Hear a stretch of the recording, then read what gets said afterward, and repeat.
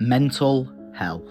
Arguably the world's biggest and quietest killers, this is my battle with mental health and how there's always light at the end of the tunnel. Now before we begin this video, I must warn there is a few sensitive topics I talk about, suicide and drugs. Now usually my videos aren't this soppy, but I did really want to speak of it. I've recently just lost a friend to mental health and I thought it would be a good time to speak about my story and that mental health is okay to speak about. My battle with mental health starts in 2019. When my dad was diagnosed with Alzheimer's, a form of dementia, an illness that affects the memory of the brain and causes repetitive thinking and shrinks the human brain. 11-year-old me thought it was a good idea to search it up on the internet at the time and read all of the worst side effects. Now I must admit, not a great idea to do. For the first 2 years, it was a big struggle, trying to adapt with my dad's health, and becoming a carer for my dad was something I never thought would happen. One thing we always had though was going to football matches and creating memories. In the summer of 2021, I decided to create an Instagram account to try and collect football memorabilia for my dad as a way of thanking him for supporting me until he couldn't anymore. Many footballers helped my dad, and truly at that time I thought I was on top of the world, but that mentality is what ruined my life. I started acting out in school, being cocky, disrespectful to teachers and other people around me. I got peer pressured into doing things. I was just a form I'd never seen of myself, honestly. I'm scared of who I was 2 years ago. It was just an awful period of time, but I'm not blaming it on other people. I'm taking accountability myself. I should have been more thick-minded and should have said no.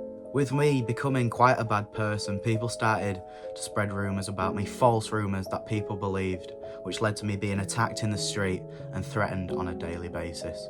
During that time, I began becoming incredibly superstitious, not being able to cut my hair, my nails, and thinking if I did certain things, bad things would happen. At that time, I thought it was something that would wear off, but my mum insisted on taking me to the doctors. It was there I found out I have something called OCD, intrusive thoughts.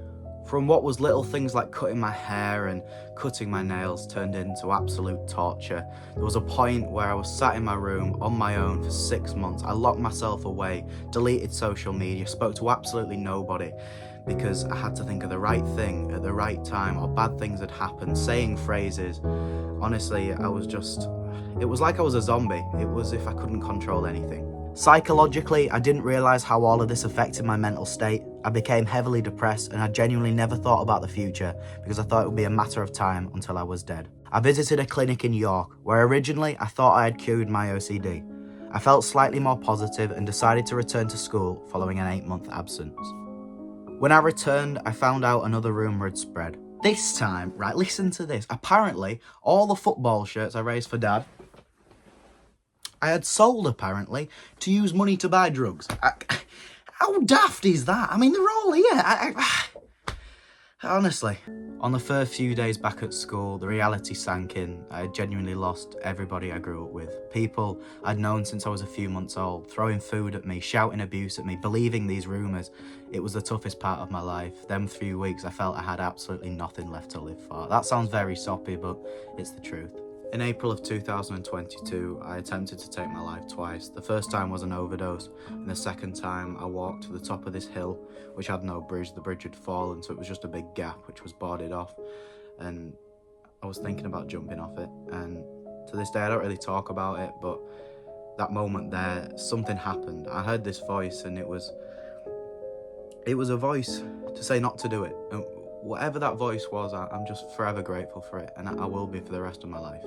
Now, this might sound daft to some, but genuinely, football is a huge part of me, and football genuinely saved my life. Hull City saved my life. At a time where I had nobody and felt so alone, I went to a Hull City game. My family grew up as Hull City fans. I tagged along, and honestly, the community, it just welcomed me in like a big hug. And it sounds daft to say that. How can 11 men kicking a ball around on a grass field change someone's mental health? But honestly, football saved me. Now, genuinely, I do believe that because when the off-season hits, I'm a completely different person. Last summer was arguably the worst I've ever been. My OCD came back. I started with really strong depression, and now I'm on about every medication known to man. I've got a bit of everything. I've got a bit of sertraline to help with my depression. I've got some OCD. I've even got diabetes because I've eaten too much when I was upset. So that's always a positive, isn't it? Honestly, it's strange to say that, but football is genuinely people's lives, and COVID, I think, knocked a lot of people out as well. Not being able to go and see your team. To some who haven't experienced that, it sounds daft, but football is people's lives, and it genuinely is mine. I don't know what I would do without going to see Hull City. Now, another thing that massively helped me when I was at my lowest was starting to do vlogging and videos on YouTube. Ellis Platten, Away Days, is a massive inspiration of mine, and he's the reason I started doing vlogging. I messaged him when I was at my lowest, and he gave me some advice. Just said, enjoy yourself, make videos. And honestly, I'm so grateful for him. Now, I know vloggers split opinions, but it really saved me. I'll be completely truthful, and I probably shouldn't say anything, but I am a bit worried. Hull are cracking down on vloggers. I've had a few problems recently.